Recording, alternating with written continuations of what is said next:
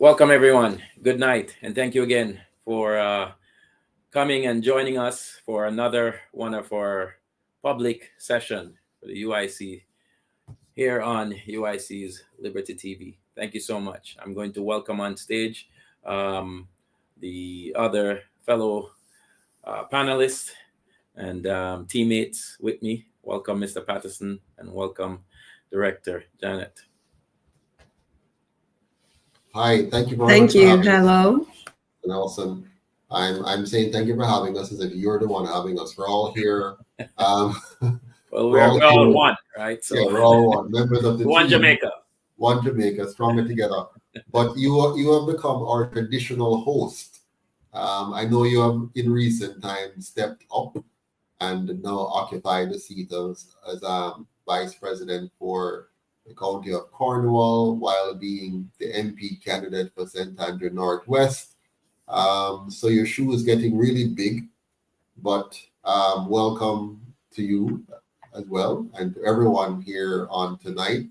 We are going to be talking about where the UIC is going, what we're doing, what's up, and how you can be a part of that process. So big up yourself, all of you, wherever you are, online and different platforms. Mr. Doc Wing, good night to you, and others on the platform. On the live here tonight, we have uh, Mrs. Barrett, Claudia Barrett, who is our GenSec. We have Janet Chokanowski, who is one of our longest standing directors. We're missing our chairman, unable to be here tonight, and our treasurer, as well as VP Powell, VP Neil. As you know, many people are having all kind of difficulties. The heavy rains, lack of internet, lack of phone service, and all that kind of stuff. But those of us who could make it are here tonight to dialogue with you on many things. Good night, cool guy. Good to see you on as well. Beautiful. All right. Before we jump into things, how are you doing, Miss Barrett? Can you hear us? Her face don't look like she can hear me at all. Can anybody hear me? Can I be heard? I'm hearing you, sir. Okay. So, Miss Barrett, you're not hearing me. Miss Barrett, can you hear me? Hello, Miss Barrett, can you hear? I'm not hearing you clearly, sir. It's breaking up. Oh, it's breaking up. So she's having internet challenges. All right. How are you doing tonight, Sister Janet, Director Janet Chokanowski? How are you? I'm doing well, sir. Why are you hiding your last name from us? Oh, I don't know why I didn't type it. Put in the last name so you can see the complex last name. All right. Yes, exactly. Good night, Juliet. Good to see you on as well. Blessings. Tonight is for you, the public. So anything at all that's on your mind that you want us to talk about, please feel free to drop it in the comment section, and we'll try our best to make sure we get to each and every one of your questions or comments that you want us to look at. All right. So feel free to start typing anything you want us to talk about. Mr. Wright, welcome, Mr. Wright. Mr. Wright is our UIC candidate for Trelawney Southern, and as you all know, many of you should know Mr. Wright. Mr. Wright has served in a number of positions in the UIC. He has served as vice president for Cornwall. He has served as our chairman. He has served as interim president. And he has worked in many areas. You might recall he was one of the persons involved in the Walk for Liberty in the March on Gordon House back in September 2022. So welcome, Mr. Wright. Can you hear us? Mr. Wright? Greetings, Mr. President. Greeting everyone. Firstly, apologies on not being live. My lighting is not conducive to proper viewing.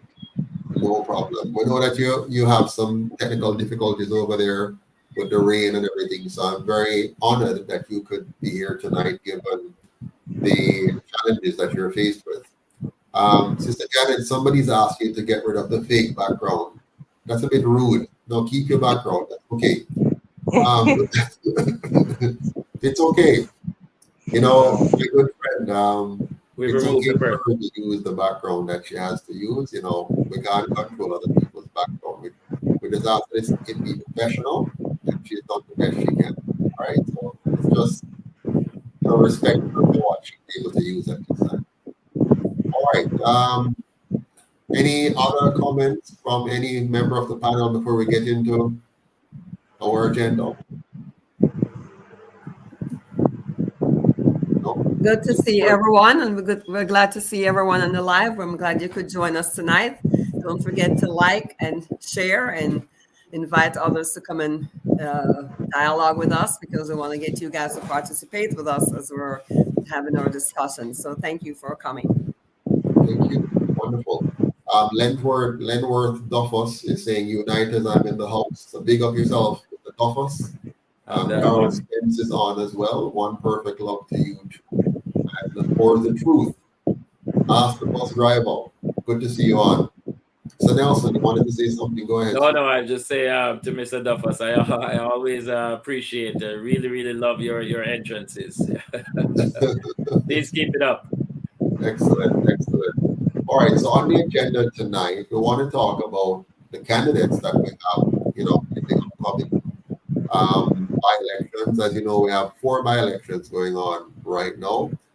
Nomination day is tomorrow. It's a very challenging nomination because it's a very sudden election that's called. But in the midst of that, you have the electoral office only open half day. Um, what was it about? Yesterday and closed today. So the electoral office, which supports candidates and should deal with issues, they're closed for the day because of the rainy weather, and they were closed half day yesterday. And the UIC wrote to them, we wrote an email on October 30th outlining things that we needed. And to date, we have not received a response from the Electoral Commission of Jamaica. Someone needs to mute your microphone because we're getting a lot of noise. So, panelists, mute your microphone if you're not speaking. Thanks much. But so I sent a message, an email to the Electoral Office of Jamaica, and they have not even been so kind enough as to reply by email to say whatever. We asked them some key questions about the process, about ensuring, stuff on the ballot. For example, the last election, the UIC was left off some ballots, or one of our candidates wasn't even listed as UIC, was listed as an independent. So we had lots of issues in the last election that we wanted to make sure they're resolved for this election. But the Electoral Commission have not responded to our emails. 2 emails now. The first one on October 29th, and another one yesterday. Thankfully, I did call the Santa Cruz office and got a hold of Mrs. White, and she did her best. I mean, she's not required to help in this because it's not her constituency which is holding a by-election. So it's really those of the other constituencies or the head office who would need to give us, whatever information. But she tried her best to help us. I noticed on their website I could not find the nomination form, but Mr. Nelson found it yesterday or today. Was it today, Mr. Nelson, that you found it? Yes, this morning. This morning. Very good. I had searched for it before, so either it wasn't there or my search was not proper. But it wasn't showing up where they say it should be showing up on when I was searching. So I'm happy that it's now there. However, when I spoke to the office in Santa Cruz, they told me I couldn't get a PDF version of the nomination form. Each candidate has to go into their office, the EOJ office in their constituency. No, that's foolishness, In a modern day like today, everything should be online. All the forms should be, you should be able to populate those forms electronically. You still have to print these forms and write on it and then take it in. That's very inefficient, very costly and unnecessary. So the process is very antiquated and needs to be fixed. But anyways, I want to give our candidates a chance tonight to speak with you and tell us a little about themselves quickly so you can get an understanding of who they are. And we're waiting for Mr. Douglas. I'm not seeing him yet. Madam Barr, could you do a follow-up call for me? Will do.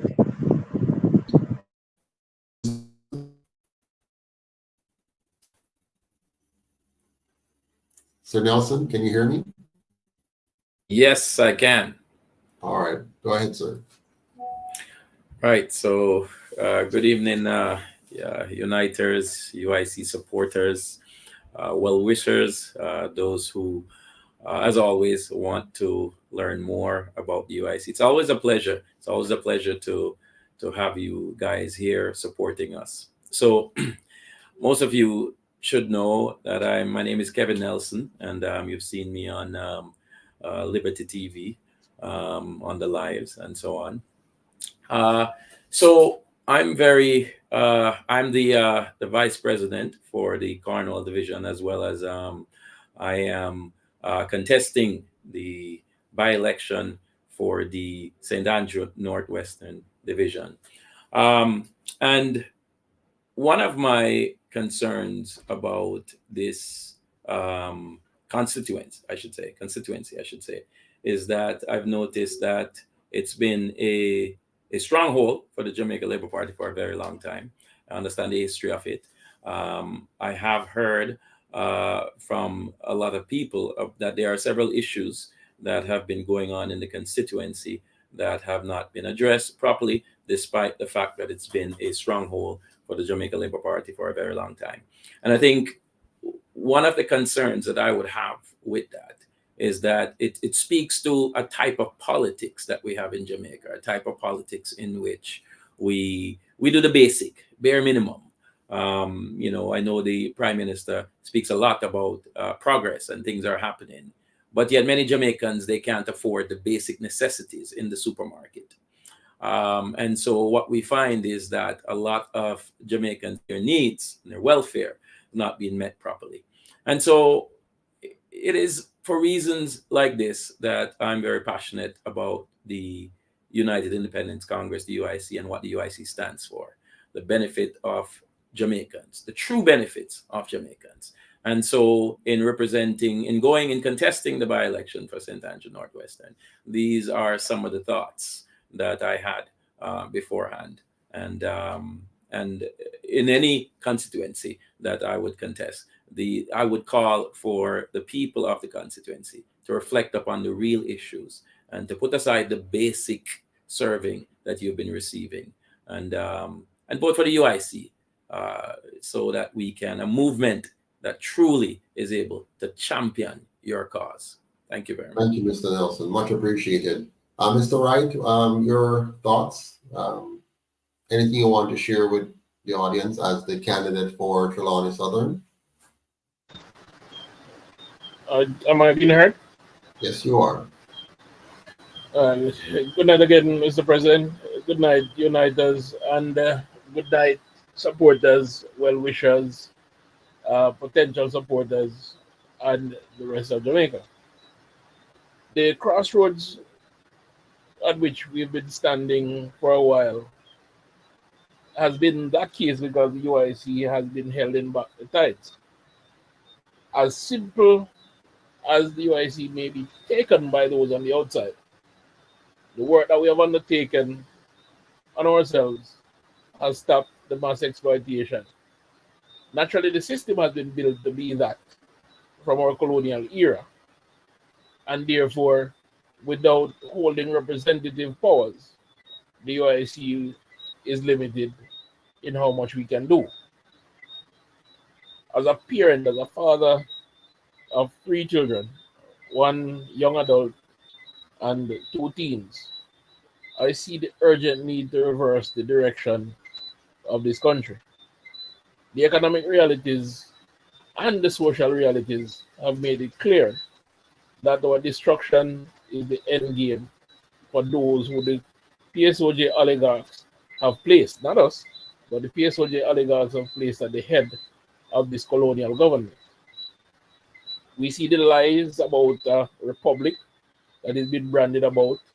We see the continued exploitation of the weak legislative system that we face, and we see the landlessness that exists, where only token few are given access, are given land for them to come back and herald and trumpet the greatness of these neo-colonialist professional politicians that sit in the various House of Representatives. And of course, they only represent the business interest that gets them elected, not the national interest. When we look at the national budget, for example, at $1.3 trillion, and hear the media herald it as something great that we have now $1.3 trillion of sovereign debt piled on the heads of every Jamaican, I had to hold my head in disgrace. And I know that the media in Jamaica is now one of the most corrupt and immoral bodies to ever be formed. It takes me back to a conversation I had with my 14-year-old daughter when she asked me a question about the national debt out of thin air. And we sat down and we did a simple math because I was eager to have her understand what the government is doing to us. And we did a simple math. The total number of Jamaicans living on the island divided by what the national debt is estimated to be. And based on the current figure, not including repayment, we see we're at her age, and every single Jamaican living at the time of that calculation owed well over $300,000 US. Now, I've never earned that amount of money, as successful as I have been in my limited career.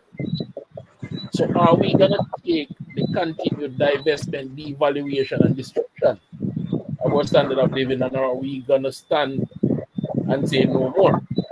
The UIC represents that ability, that chance.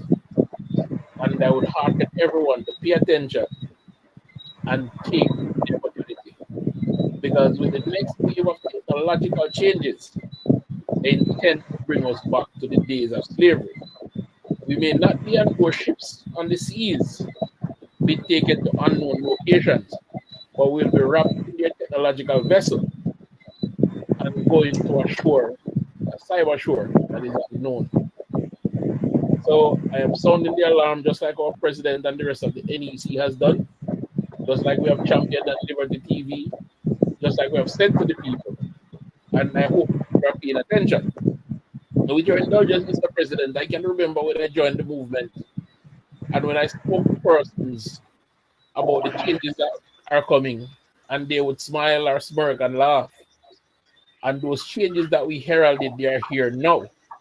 I've also lived to see where our talking points were stolen, where our plans were stolen wholesale and used with the help of the media to champion the colonial party move, but twist it in a devious way to exploit the people.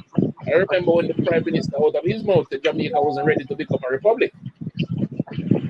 And a week later, he was using the UIC's talking points, but yet when the media interviewed about those talking points prior to, they would scoff at our suggestion that the government is seeking to create a fake republic and that Jamaica is ready to be a true republic, one that protects life, liberty, and property equally, one where you can work hard and retire with dignity.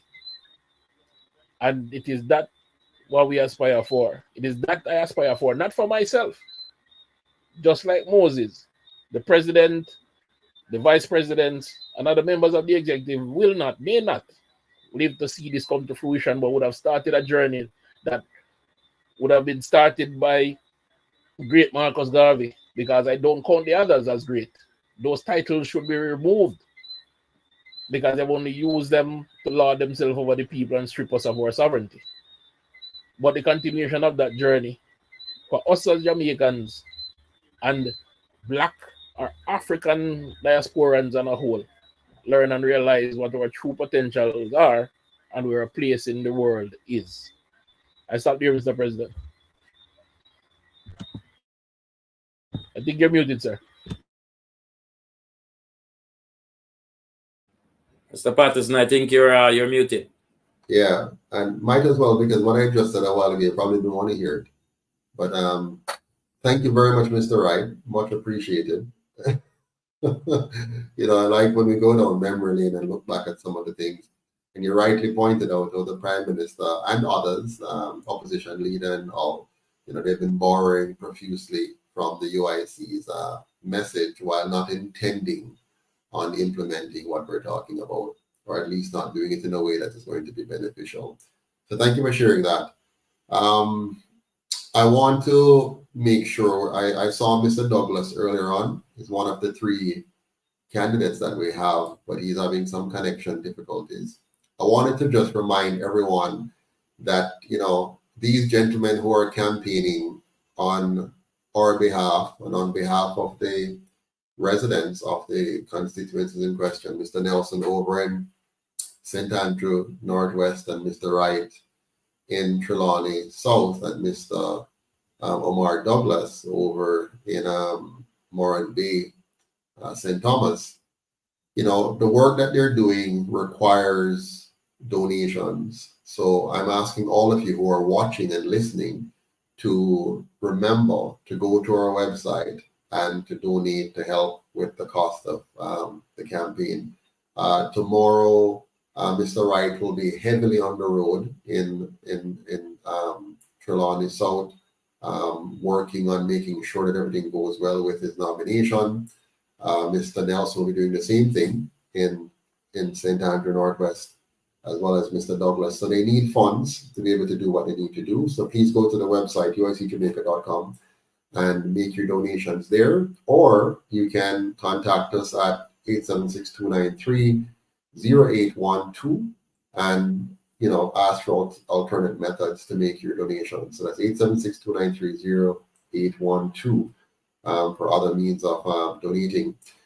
The purpose of us contesting these elections is to ensure that the UIC continues to gain visibility that it's currently not gaining from traditional media. And you all know that. You all know the fact that we're banned pretty much from mainstream media and we're shadow banned on social media. So we, the people, of course, have to do what we need to do to overcome all of that. And one way of making sure we do that is to contesting every single election, no matter how difficult it might be, no matter how challenging it might be, we must contest every possible election and get them to have to say the UIC, and the people become more and more aware, even as they try to stop us. We're also setting the stage for the general elections. We're trying to make sure we have set a solid foundation, and as solid as we can, because there are limitations, right? The more money you have, the more solid your foundation. If you don't have much money, you have to find alternate ways to work around. And we've been doing that quite effectively within the limits that are there. So we're setting the stage for the next election, the general election, where we're going to make sure that we compete in all 63 constituencies. It doesn't mean we're going to spend the same amount of money in every one. We're going to be targeting some that are more winnable, but we're going to ensure the Jamaican people have a chance to vote for the UIC in all 63 constituencies. What do you say to that, Director Janet Chuckanowski? Any thoughts on that? I think that's a brilliant idea, sir. Being able to get candidates in all the constituencies will give the people a chance to hear about the UIC, because we know how we're being shadow banned, how we're being shunned by the media. And as a result, the people are not knowing that there's a third official party. So being able to get some names on the ballots in each constituency will be very effective, because now we will be going out into those communities and speaking to the people and finding people in those areas that can be on the ballot. So that's a brilliant idea, sir. Absolutely. Thank you so much. There is this growing concern, of people right across the spectrum, wondering how and when will we ever be able to break out of the two-party stronghold that we're in. And it begins here. It begins with us taking these baby steps and overcoming one by one each of the hurdles that are placed in front of us, and not giving up and not giving in. They definitely want us to give up. You know, they stress us out a lot. I see Mr. Douglas still trying to come in. They try every way to make sure that we are stretched and stressed, but we continue to find ways to overcome. So thanks to you all, by the way, because I mean I couldn't do this by myself. So because of all of your contributions, we're able to keep moving forward. Mr. Douglas, can you hear us? Sir Douglas, can you hear us? We see you trying to come in there. And it's very dark where you are too. Can you hear us? All right, we'll just yeah, all right. In the chat area, we have some thoughts coming in from some persons. We have I think I see here somebody is saying, how will you deal with the disabled community? Any thoughts from anyone on that? How will we deal with the disabled community? May I, Mr. President? Please go right ahead, Mr. Wright.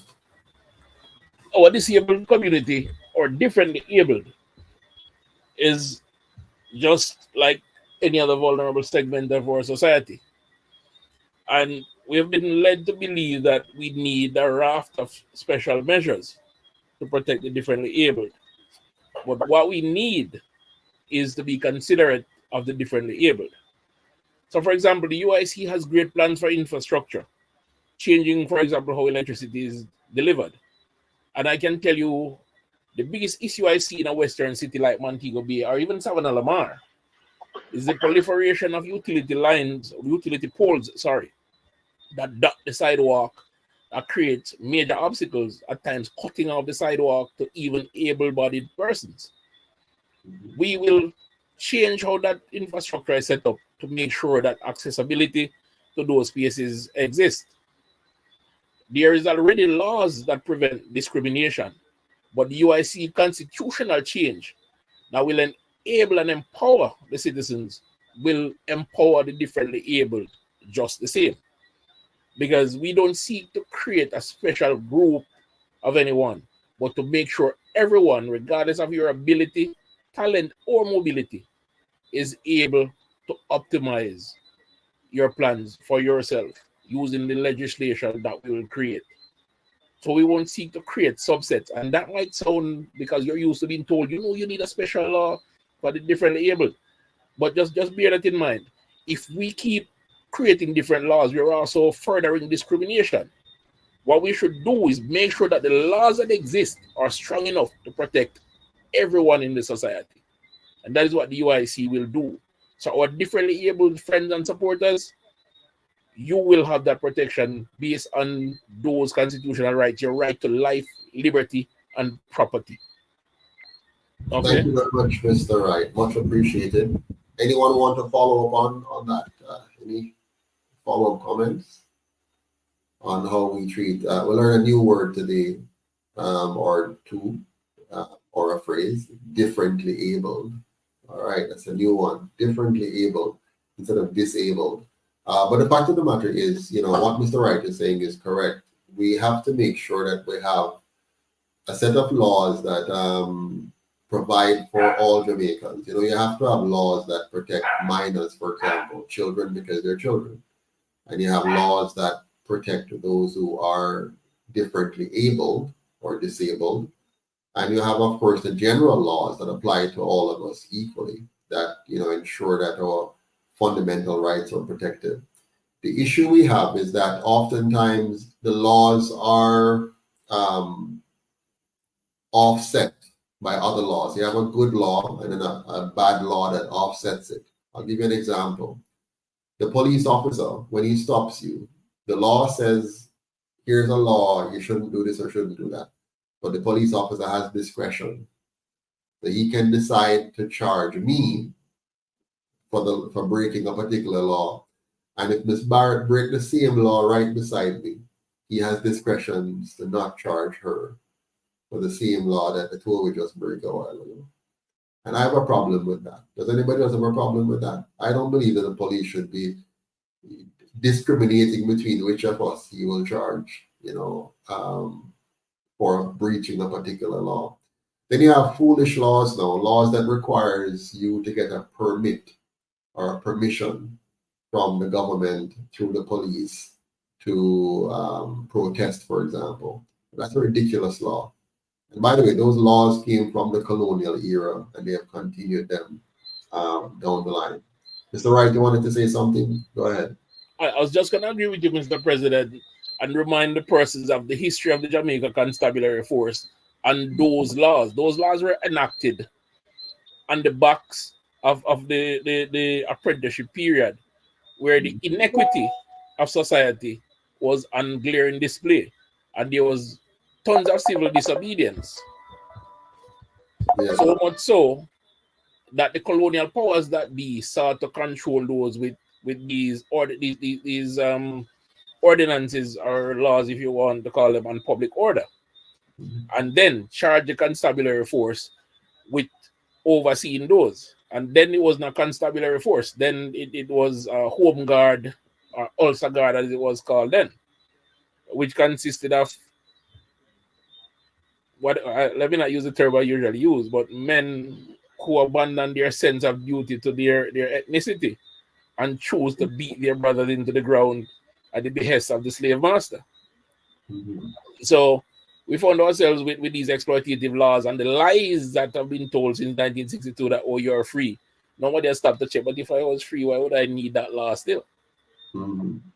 Yeah, man. So we have all of these laws that we need to take a look at. And that's why the UIC wants to come at this from a fresh perspective, which is, for us to have a Jamaican constitution, a constitution that we, the Jamaican people, said this is how we want to be governed by, as opposed to taking a set of laws that came from the colonizers, patch them up here and there, and continue to have that, rule over us.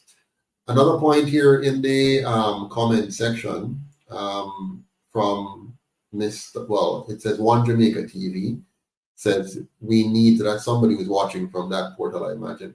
We need to erect a $5 drive with a slogan called Overcoming the Jamaican Political Giants. So normally you'd have to get, I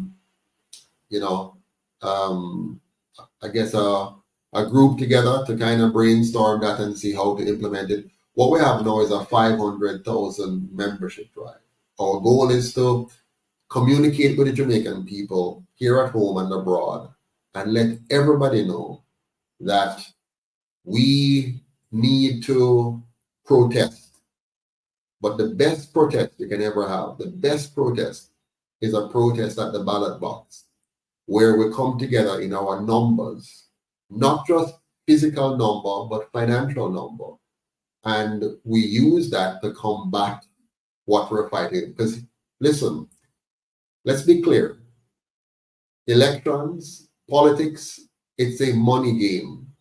And those who understand that control our politics, right? The PSOJ oligarchs, they understand the importance of buying and owning political parties and owning politicians.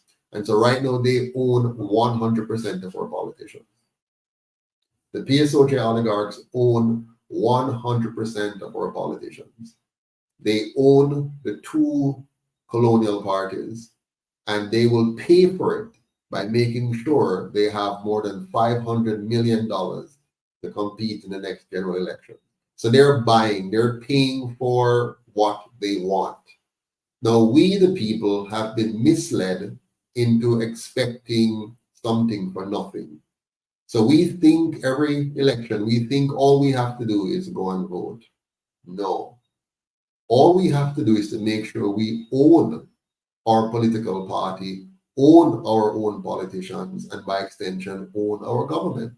So as long as we don't own our government, by owning our politicians and owning our party, we're always going to be hoping for good results, but never getting it, because those who are hoping to give us the good result, they're working for somebody else. The two colonial parties do not work for us. They don't work for the Jamaican people. Am I the only one who know that? Anybody else know that? I agree with you, sir. Can I share an example of something I noted today along Sure, that lines? sure. Uh, this morning, as the tropical storm was raging over in St. Thomas, where there's massive damage to infrastructure and flooding, two young men posted a video of them walking the newly completed road Mhm. at one side of St. Thomas, and they were talking about the amount of water that's running down the road, and from their perspective, oh, there's a lot of water that's running down the road. But here's what I saw. What I saw was a newly completed flat pavement, lovely flat pavement Mhm. with road markings on the two sides and in the center. Yeah. That is just laying there, flat and lovely, gently sloping, just Mhm. acting as a catchment and a channel for water. There was no drainage off to the side, no crowding of the road to the side to move the water from the center to the sides into those channels and then deposited in whatever catchment or drainage system it should go in. Yeah. And when they got to the bottom of that, you can see where all the water settled at the lowest point, eroded the side of the road, and then eventually made its way, created its own way into a curb. Now, all that money that was spent to build that road, you tell me that none of the engineers, either from the works agency or the firm that built that road, realized that drainage was needed? One, two, that crowning the road to either side would move the water off that pavement and properly move the water to where it needs to go.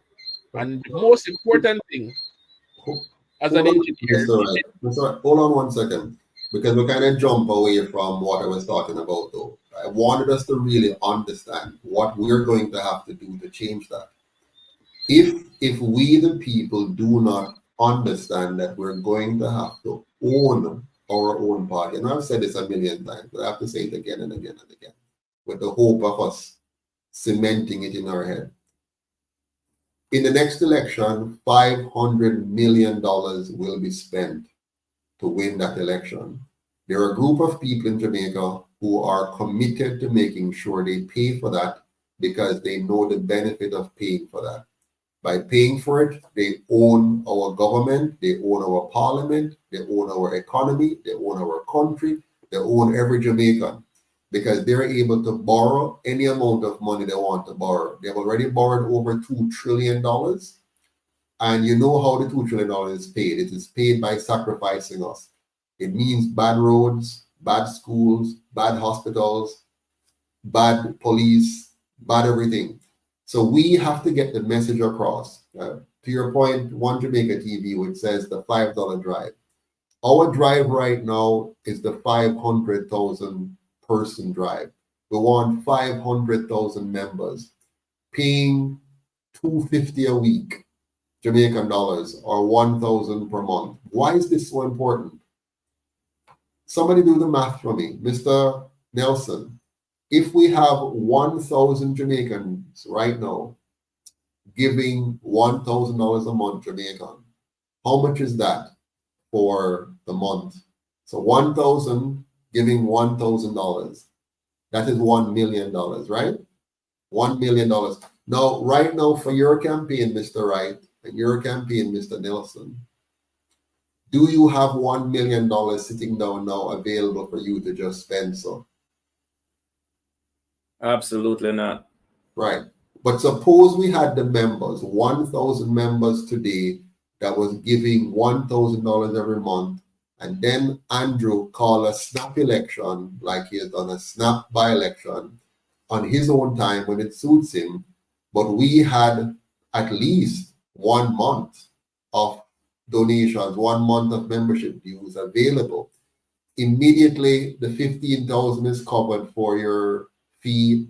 Transportation is covered for you to move around and get things done. Billboards or handbills could be printed and so on. But as long as we simply wish and hope and pray that a third party is going to exist that miraculously finds $500 million and miraculously prints out pamphlets and miraculously creates billboards, that's not going to happen. So we can talk about the problem all we want. We can talk and talk about it and say, you know, they're messing up on education, messing up on healthcare, messing up on constitution. But if we don't solve the fundamental problem of getting 500,000 Jamaicans here at home and abroad to understand what the PSOJ oligarchs understand, that look, man, we have to invest in what we want to achieve. It's 80 years now that you have given them under that model. The model where we sit back and wait for them to call an election, watch their TV ads, watch their motorcades, get them a food if they organize an eat out in our area, get some free handouts for back to school or some free health clinic or whatever it is, and we get warmed to them, and then they lead us down the road, and we dip our hand in our finger in the ink and mark the X, and then we wait now to see will the new leader now and the new leader, because the same old party, but they have a new leader each time, come now, and now we're going to feel hopeful that this new leader now is going to do something miraculous. And at the end of their term, if they get 1 term or 2 term or 3 term, we're still back where we were for the most part, right? We're still there. The changes haven't come. The changes we want to see them still not come. And it won't come. It will never come because they're not working for you. Somebody help me. Is anybody on this panel here?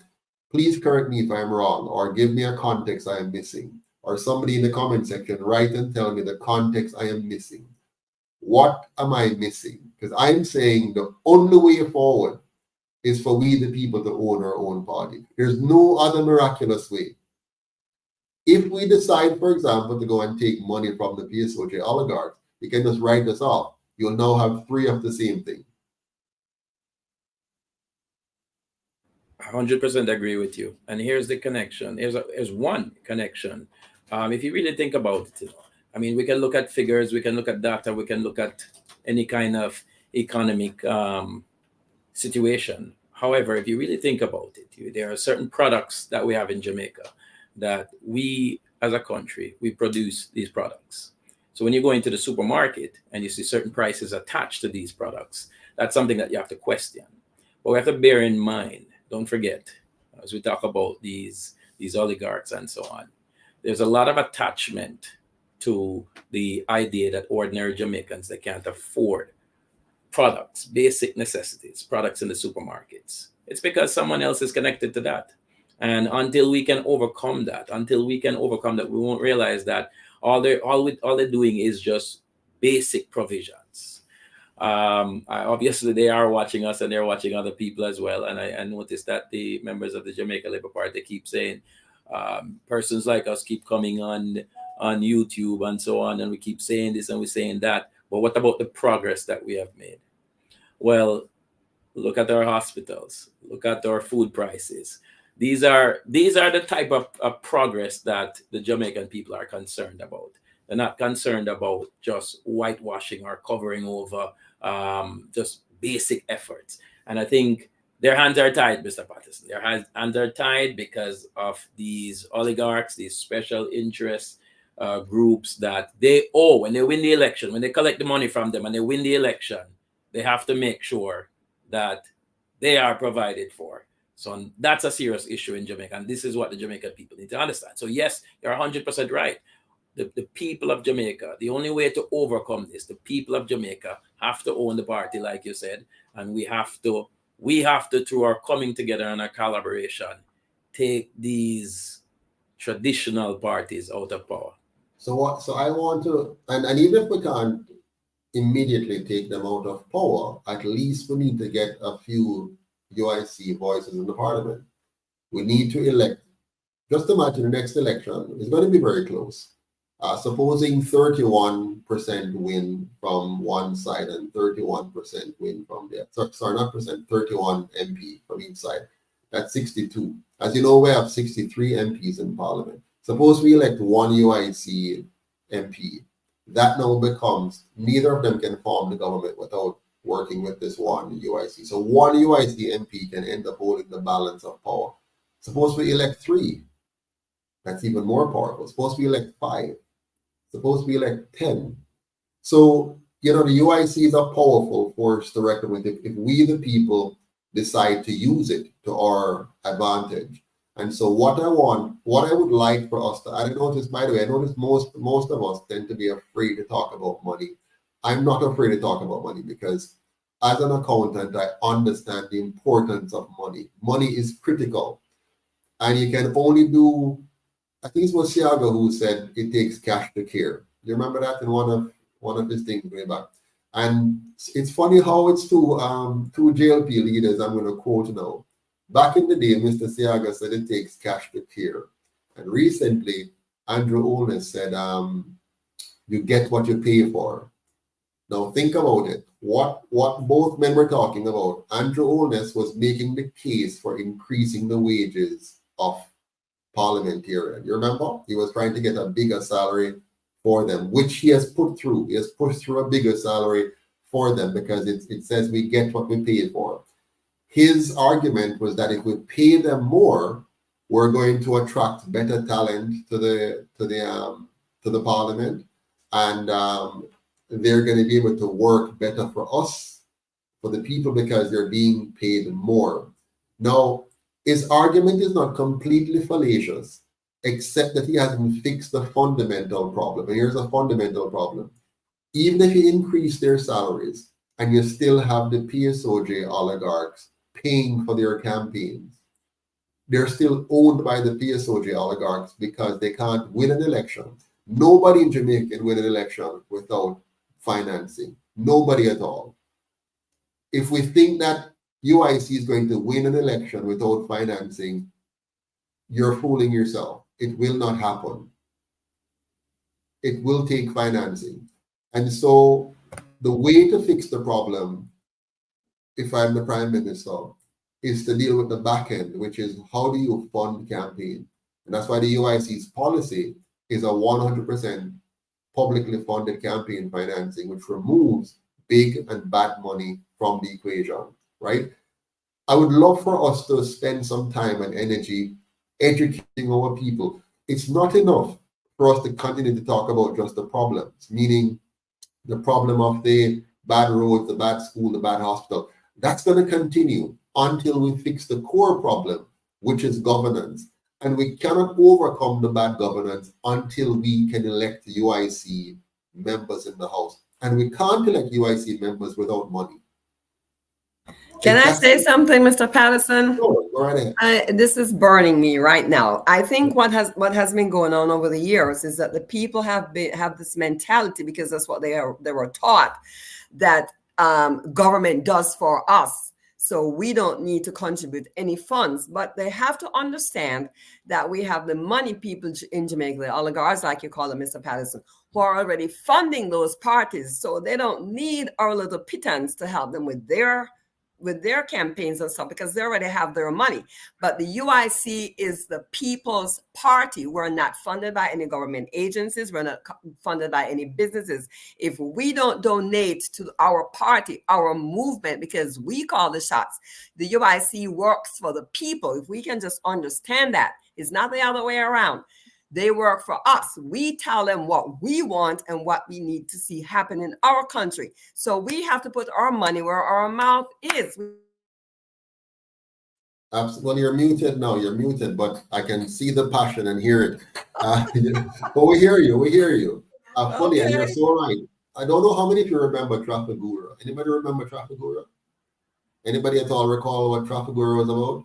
Trafigura is when a Dutch company was caught illegally funding Jamaica's political campaign for one of the parties. Okay, this is for a foreign company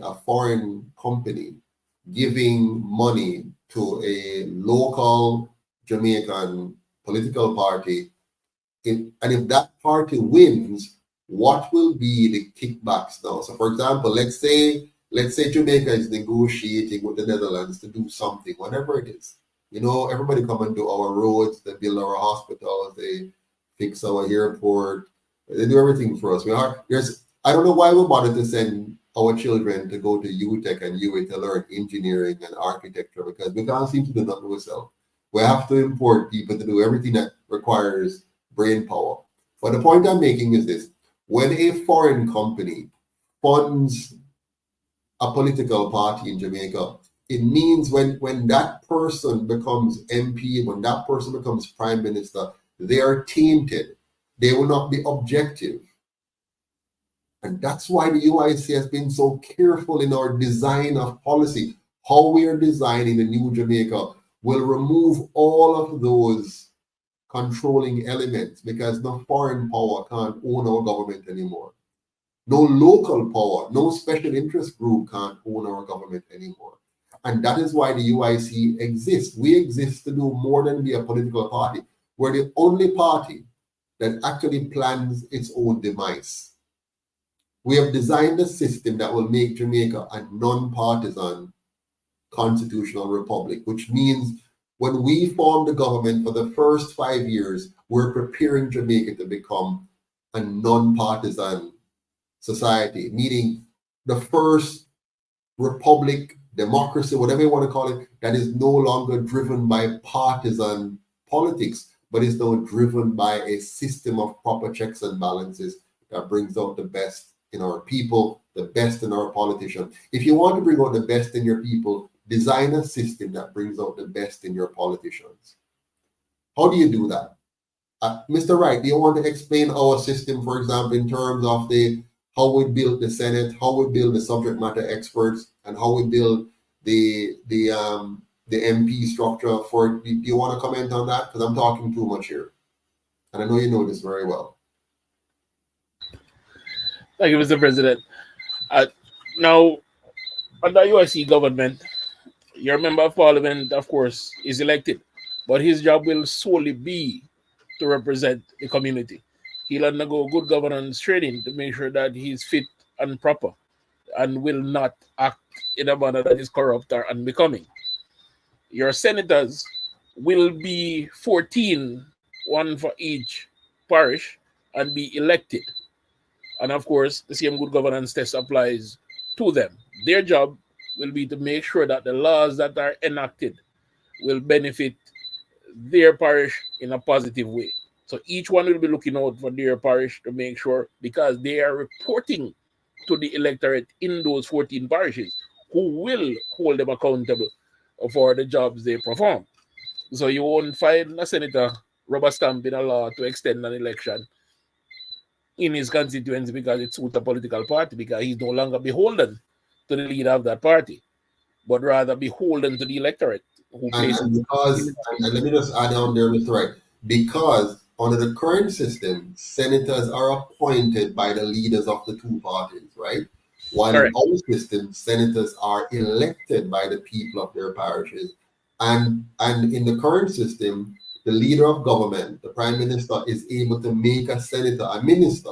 In our system, senators cannot be ministers. MPs Correct. cannot be ministers. So because of that now, they have no special affinity to the prime minister because it can't give them nothing. And they have no special affinity to the party because now their campaigns are publicly financed. They don't need any money from the party to win their election. And nor can they get any because it's illegal to get money from the party for your campaign. It's illegal to take money from the PSOJ oligarchs for your campaign because all candidates were given the same. Continue, Mr. Wright. No problem. Now, as it pertains to your subject matter expert or your head of the departments, or what we refer to now as the ministries, those persons will be nominated by the president, vetted by the Senate, right? And they will be subject matter expert. So you won't find a doctor of letters or a doctor of philosophy being a minister of health. What you'll find is a scientist or a doctor being the minister of health. And of course, that person is nominated based on their credentials. They're vetted publicly by the Senate. And once they have a majority vote from the Senate, then gets appointed to the position. And that is your wholly and sole job. Now, this system eliminates all the conflicts of interest that we find ourselves navigating. You won't find anybody with 28 bank accounts. You won't find anybody hoarding lands in a parish. You won't find people buying up land before a major development because of that, and you won't find anybody trading FX, even though they control the treasury of the country. Okay, so this standard of governance will unravel the entire Dolly House, and that is why the UIC is so reviled by not only the PSOJ but the two colonial parties and the media. I know people don't realize it, because most of us get our news from for example, you don't even see vloggers excited about the UIC. You don't see it. You don't see bloggers jumping up and down about the UIC because and mainstream media, because they have found a way to get the people to become so docile that they can't even easily recognize a gold mine in front of them. The UIC is a gold mine for Jamaica. It is our ticket out of poverty. It is our ticket to a first-class country. It is our ticket to being no less than Singapore. But they're making sure that this message doesn't get out to the people. They try to stop it at every avenue possible. Just imagine, can you imagine a Jamaica where you have designed your government so that it works automatically because of the system itself, meaning the checks and balances are so powerful. Let me explain it to you. When you're an MP today, your sole purpose in the current system, you know you're playing a game as an MP today. Here's your game. Your game is to get the money that you need to get, the 10, 12, 15, 16, 20 million to spend in your constituency in a way that wins you votes.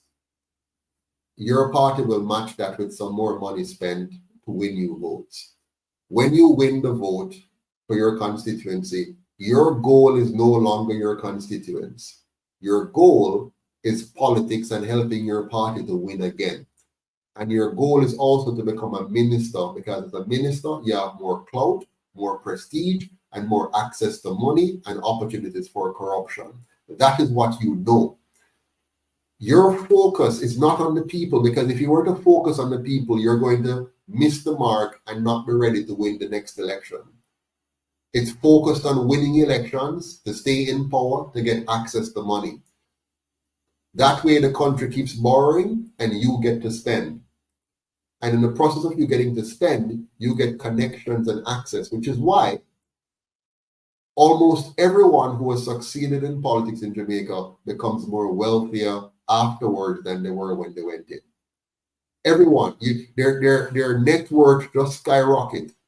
You will see a person, you know this person, you know them, and before they went into politics, you know him a little sufferer. He might be a school teacher or working in one of the public agencies or whatever, and he might try to do a thing and exist. But the moment he becomes a member of the major ticket on the party and gets in through the gate, wins the election, suddenly, all of a sudden, him pay couldn't help him to build him house very fast, but now him house are built fast. Him pay couldn't help him to buy the best looking vehicle in the drive whatever and survive if he was able to buy a vehicle. And suddenly, him can buy a nice vehicle. It's a nice vehicle, nice house. Him kids might even leave the school that I'm used to go to and start go to a different school now at a different level. You must ask yourself, why? Why is this? I'll give you an example. Do you know a fellow by the name of Andre Orton? Anybody know that fellow, Andre Orton? I know of him. Is said to be a brilliant economist, a young man. He got Rhodes Scholarship or whatever it was to go to Britain and study. So I'm bright, okay? And he has written a couple of books as well. So anybody who see this young man, you would be proud of him. This is wonderful. This is a good young man going places. Good is relative, sir. I know, I'm very relative. But I'm making a point. Here's the point. It is now. Andre on this then decided to go and run for office, and he joined one of the two parties and run for office. And I said to somebody when he did it, I said, anybody who joined these two parties, join it for one of two reasons. Reason number one, either they're very ignorant and don't know what they're getting into. So they really don't know. They have never carefully studied Jamaica's politics and understand the mess that they're getting into, the corruption that they're entering into, the criminality that they're about to associate themselves with. They just don't know. They're ignorant. So you're either very ignorant, which means you're not a good person then to serve as a representative, because you can't have an ignorant person serving as your MP or your senator or whatever, right? Because or prime minister. You need people who are aware, who know what's going on, who understand how the things said, and so on. So either you're very ignorant to join these two parties, or you're very aware and you're going into your eyes wide open and know that you're about to enter into a criminal, corrupt fraternity, and that you are going to get your hands dirty, filthy. So that's the only two ways you enter, in these two parties. Now, Mr. Andre entered one of the two parties, and he ran in the election. And then when he came out, he disavowed it. He tore it to shreds. And he identified all the things that I have been identifying for years that is wrong with the system. He laid it out bare. If you go search YouTube, you can probably find it. If I haven't taken it down by the time I finish this conversation. And he laid it out bare and showed you all the grime and dirt. And he told you what was going on inside of the party that he chose. And he laid it out. And I said, now he's aware. Brilliant. Now I'm going to come and join the UIC because and he didn't. He stuck with the grime. Now hear what he did. So he left. And then the man take up himself and go back in it. So he left, he came out and said, I'm done with that. That is horrible. And he listed the germs and the grime and the crime that is there. And left it. Brilliant young man, they say. Economist, they say. Bright, they say. And then him turn around. The Bible calls it the dog returns to his vomit. Did anybody know the Bible? Know that phrase then? The dog returns to his vomit. Yep. That is a perfect, and by the way, I don't mean him any harm. I think he's a lovely young man, and I think he should quit and join the UIC, to be honest. He honestly should. He should just quit. I know it's harder, Andre, for you to, because it's easier, and people want the easy way. I'll tell you why I think he did it, and you can correct me if I'm wrong. The reason that Andre Orton and other young, bright people go and join these parties is because they realize you can't make it in Jamaica unless you do that. Follow me now. You cannot become highly financially successful in Jamaica. It's very difficult. I'm telling you up front. You go to school and pass your 10, 13 CXCs or CSEC and whatever, and get your CAPE and go to UA and get your degree, and even if your parents can afford it and send you back to get your master's or whatever, you still can't make it in Jamaica at the level and enjoy the quality of life that you want. You cannot enjoy it unless you engage in some form of corruption. And I'm not joking about this. That is the Jamaica that they have created. So many people, you see, they can't just go through life normally and pass their subjects and get their job and work their way and end up with a good, handsome, decent living like you get when you go foreign. There are many of you who are watching me now, you left Jamaica and you left here because you realized that your options were stymied. Your opportunities were limited. Your chance of ever being able to own a decent home, drive a decent car, take your wife or husband out for a decent meal, and just enjoy a decent standard of living. You can't do it here so normally. And that's why some people go and do some unsavory things. Some will call them scammers. And when we talk about scammers, we only think about those who look a certain way. But the biggest scammers are those in Parliament. The biggest scam in Jamaica has been these two colonial parties. That's the biggest scam in Jamaica. The biggest scam. No scam no exceed this. This scam is an over $2 trillion scam. You can't compare this scam to the one where they're going to chop the line and whatever. That is nothing compared to this scam. And that's why Jamaica has become a scamming society, because your leaders begets your culture. So the leaders have led us to become a culture of scamming, a culture of theft. Just even remittance alone, money coming from remittance, make many of us useless, because all we do now is just scam our aunts and uncles and mothers and fathers and brothers and sisters and friends. Oh, send me some phone credit, send me $20, send me $50. And some people spend their entire life living that way. They don't work. Work is too hard.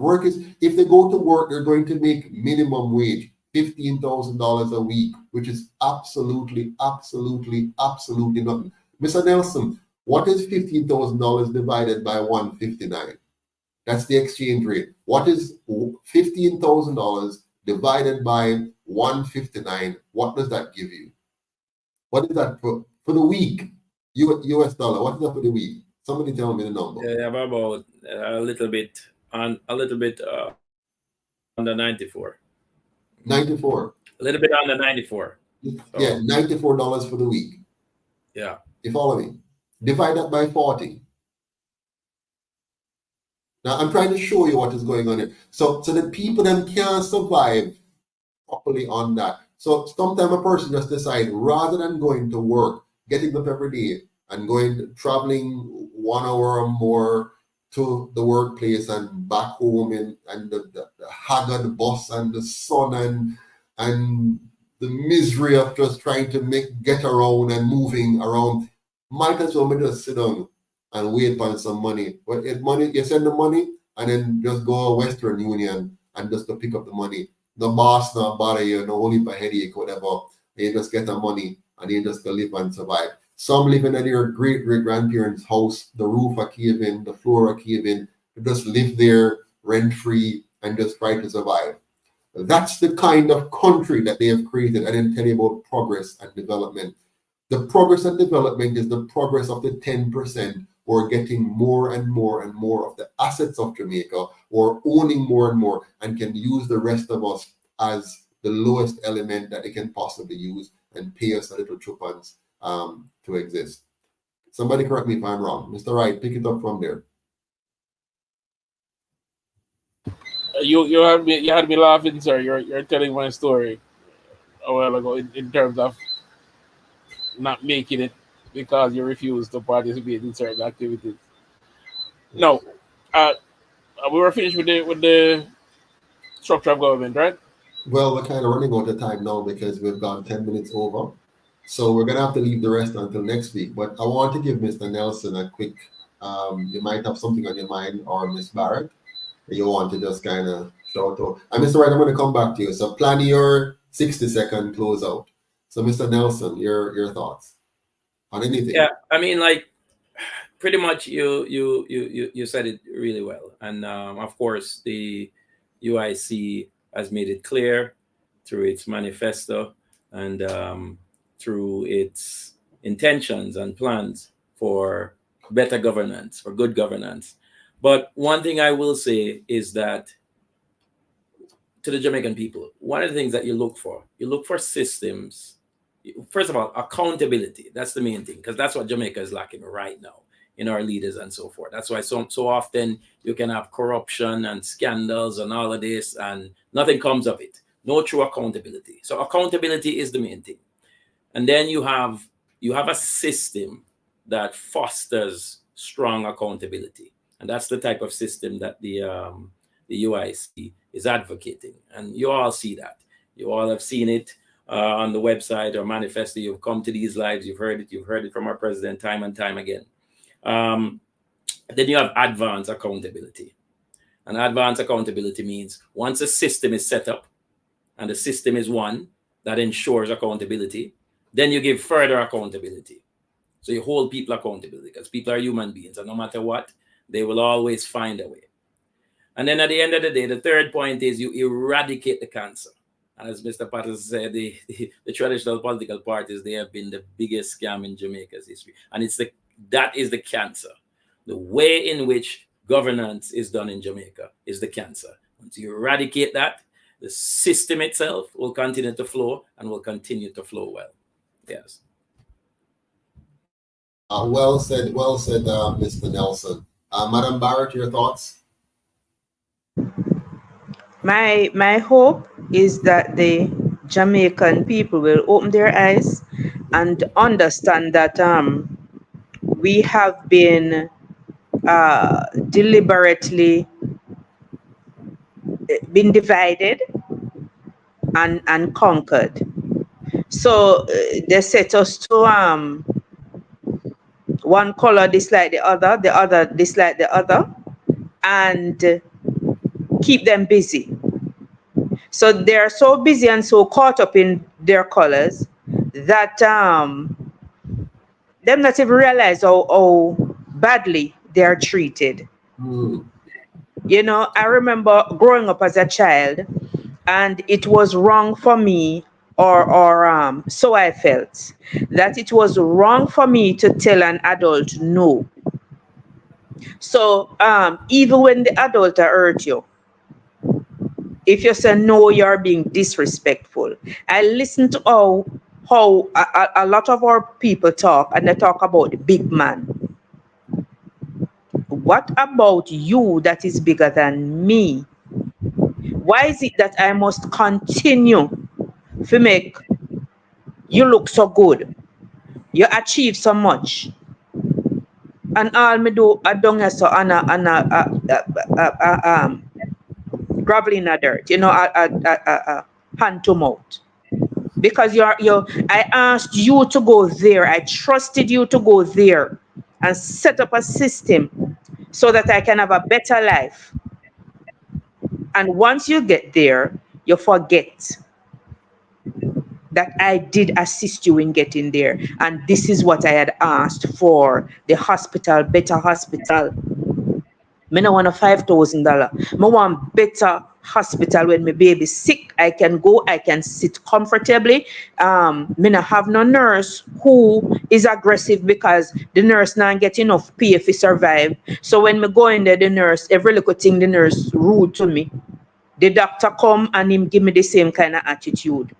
Because and all of that stem from you not putting things into place. Jamaican people wake up, and we have to stop talk about no third party can survive. If you keep saying that, it will never survive. Never survive. And don't tell me when I'm on the road and we might have a conversation, don't tell me about how me know if when the UIC get there then and do the same thing. You don't know nothing about the UIC, but you know about the other two parties them, and you still a vote for them, although no good governments and good governance and accountability and the rest of it not there. Think about the change, think about policies, Very good. and make we do something for yourself. I And think the when you need reason to say no, you say no. yeah. Thank you very much, Madam Barrett. One of the reasons why people continue to do what they do is easy. It's easier to just simply continue to vote for the two. It's more painful, you know. It's more painful, it's more destructive, it's more disastrous. But why they might have an affinity towards keeping it that way and not go the UIC way, that the UIC is calling us to be accountable. If we want the change, we're going to have to pay for it. And many of us, they have brainwashed us so much that we don't realize that we need to pay for it. You see, back in Marcus Garvey time, you know, he had a very special situation. Back then, the African understood that he was under siege. And that's why they even threw money to buy the Black Star liner. That's why they invested and created all these commercial enterprises. If you notice, this crowdfunding is the Africans in America who built the UNIA with their own money, their own sweat, blood. But then they understood the problem and they understood the mission. Today, we no longer understand the problem or the mission. So we're busy fighting for two colonial parties instead of fighting for our liberation. We are fighting to maintain their division instead of fighting to unify once more. We're fighting to allow them to decide how we progress instead of fighting for our own empowerment.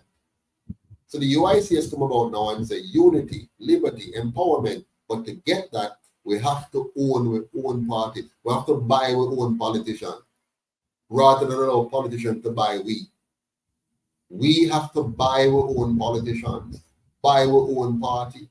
And because we now own the party will work for we. Just like how the two colonial parties are working for them, because them pay for it, them own it. Sister Janet, your thoughts before we go to Mr. Wright? Yes, sir. The message tonight is so strong. You got deep into the message, and I'm hoping and praying and trusting that the Jamaican people will begin to understand we cannot continue with the mentality that the colonial masters have put into our mind, that a third party cannot win. We see the foundation of what the problem is. It goes back to good governance. So two things that we have to establish: the good governance that will involve transparency and accountability, but also good governance that will protect our rights, our freedom, and our liberty. Because without those three areas, we cannot survive. That's the foundation. That's the legs that we will stand on. So I pray that the people will see the hearts of the UIC and see that we're here to work for you and with you to bring better to Jamaica, to build Jamaica from the ground up. For too often, Jamaica has been like this. The people with the money are at the top and just keep pressing us down to nothing. Now we're going to rebuild Jamaica, the UIC, from the bottom up, where everyone will have a chance at a better life. Well said, well said. Mr. Wright, you will have the last word, or maybe the second to last. Go ahead, sir. Let me use that time to reach out to my brothers and sisters in South Trelawney. First, they can look forward to seeing me tomorrow, all day, everywhere. And we'll have that conversation about change. I know from the person I've spoken to that they're incensed about what the media and the colonial parties have us believe is their general position on the candidate that is chosen and the whole safe seat issue. But let's have a conversation about land reparation, especially in a community that is a farming community, one of the breadbasket communities in Jamaica. Let's have a conversation about creating alternative lifestyle and investing in agriculture, especially in organic agriculture, where you're able to multiply your crop yield, we're able to look at spin-off products, we're able to invest in your community. There's a cycle that a noted economist, I don't remember his name, Mr. President, that you put me on to, that talks about how to circulate money in your economy for development. That's the kind of mentality we bring to representing the people that trust us with improving their lives so they can have a proper livelihood. So I'm coming to South Trelawney to have that conversation with the people, to give them that choice, to make sure that it is not foisted on them like they're doing in other aspects of our lives. Wherever the UIC can stand in the gap, we always will, to make sure that people's voices are heard and that they're truly represented. Well said, Mr. Wright. Thank you so much. And before I give you my last few seconds, I want you to watch this, everybody, because we need your full support here to make sure we have the funds going into our next election. Hi everyone, this is Charlotte, and I hope you're doing great. I'm just stopping by to say hello and to remind you that UIC's annual Christmas fundraising banquet will be December 14th, 2024, starting at 5 p.m.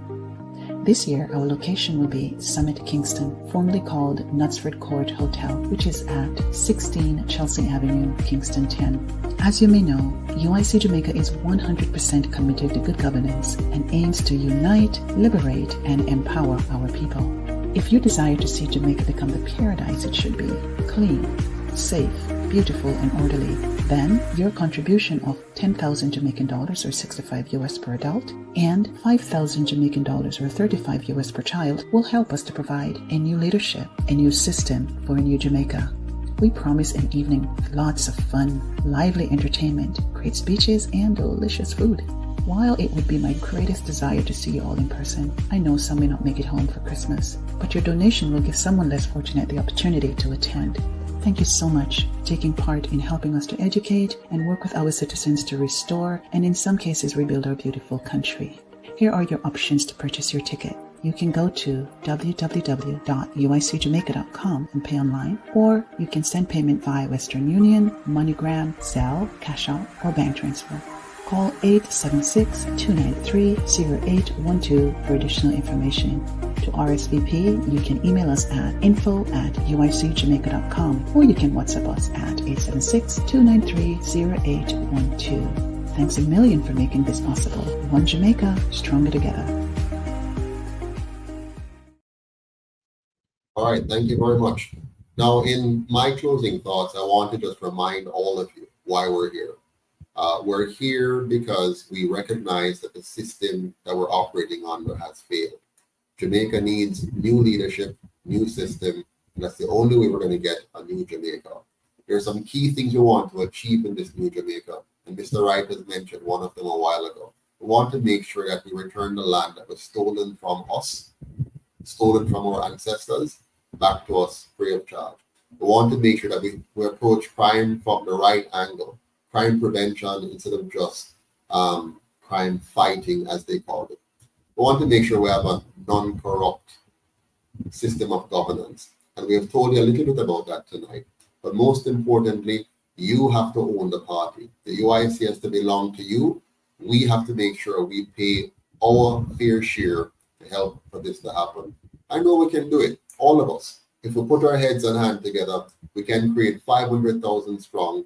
And at the next election, we can make sure a few UIC MP candidates make it into the House. Let's have a different set of voice in the House. A new way of thinking come to the Parliament. And even if we don't own the entire government, put us in a position to hold the government to account and to be your voice in Parliament after the next general election. We can do it together. Mr. Lentworth Duffer says, join the team for Better Jamaica, donate and volunteer to help make Jamaica 100% one love. Thank you, Mr. Duffus. Thank you, Underground. Thank you, Juliet. Thank you, Code Red. Thank you, Star Boys. Thank you, King Solomon, Clifton Lawrence, all of you online, King Abijah, and others. Thank you so much for being here. Kai Manny Little, really appreciate it. One Jamaica, stronger together. Until next Tuesday. Take care and walk good. One Jamaica, stronger together. Have a good night, everyone. Take care.